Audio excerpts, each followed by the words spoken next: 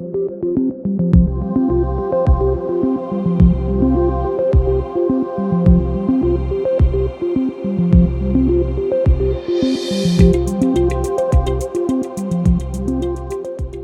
to Ideas in Action Going Digital, number 15. So we're going to now look at rules 4 and 5 for digital cost transformation. Hopefully you've applied rules 1, 2, and 3 already, and you're seeing some results over the 2 months maybe that passed since we last spoke. Let's look at rule 4. Digital Trust Transformation Rule 4. Look to drastically reduce the cost of ownership, the costs of ownership of your technology. The major payoffs here are found in 3 areas. Let's have a look at that. One is the project approach. We found that when people move to a kind of project approach that is more about prototyping, time box philosophy, following an 80% rule in terms of the functionality that you're trying to develop through using technology, that when you move to that time box philosophy, then we're finding that people save an enormous amount of cost, because the more traditional approach to projects, where actually all the value is delivered at the end, and is enormously costly and incurs a lot of hidden transaction costs.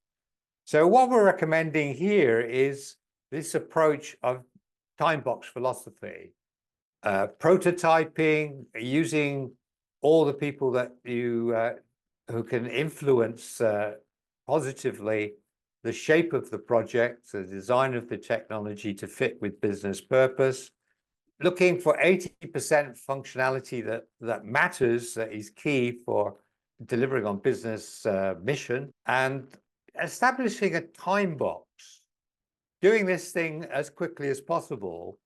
In the early days of time box philosophy, that time box was very often 9 months, something like that. I've seen people break down projects to very small digestible chunks that are 6 weeks long these days. The idea is, instead of having one large project, you break it down into chunks and deliver projects with business payoffs very, very quickly, which enables you to line up the future projects to fit with what has been delivered already, and deliver a large project over time with a continuous stream of business payoffs. What I like about this approach, not least because of the quick business payoffs, is also that we find that you'll save an enormous amount of costs by doing this, mainly in the transaction costs incurred when you do projects on a more traditional basis. Sourcing. Revisit your outsourcing deals. They are out of date the day you've signed them, and increasingly over a 3 or 5 year deal, there is a misfit between what your business needs are and what your technology provider or your business service provider is able to deliver and is willing to deliver and is contractually obliged to deliver.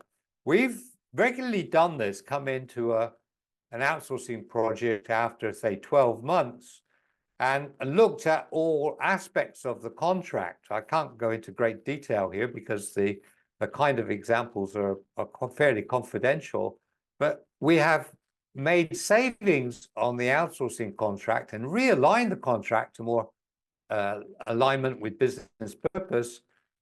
Very often we've made savings of 10 to 30% on the original contract, which is really quite interesting. The third area is your purchasing activity, capability, rules, and how you operate. One of the rules here is to centralize purchasing, which always sounds bad to business users, but I assure you that an enormous amount of money is lost on fragmented purchasing across organization. And you can always do more than this, because however much centralized your purchasing is, eventually over time it will become more fragmented. So there's one rule there about purchasing, but being more a professional in your purchasing, standardizing on products and services, eliminating products and services that are not actually necessary, bulk buying, for example, rather than fragmented purchasing. All these things are easy ways of saving an enormous amount of money. So please look at these three areas to drastically reduce your cost of ownership. So that relates to this particular side. On the total cost of ownership side, you can see this in our 3 E's framework, efficiency, effectiveness, and enablement framework. The cost of ownership side deserves seriously looking at to reduce the cost of those activities and buying those resources. Next slide is digital rule 5, and value acceleration, but the exponential value comes from an enablement agenda. So if you look at that diagram again that I showed on the total cost of ownership issue, you now can look at the total benefits of ownership side, and you will see that one of the benefits on the efficiency side, going down the enablement route, creating a technology platform that enables you to do so many other things, gives you so many more options. One of the options it gives you is massive cost avoidance under the efficiency label. The other thing it gives you under the effectiveness label, doing the right things, is value acceleration. And if you're doing enablement, creating this flexible options platform with your technology, you will get further and sometimes massive value acceleration. So this is rule 5 of the digital cost transformation rules. In the next presentation, we're going to look at rules 6 and 7. So if you've adopted 4 and 5, again, you will find over time that your cost base goes down tremendously. Very often we found quite drastically.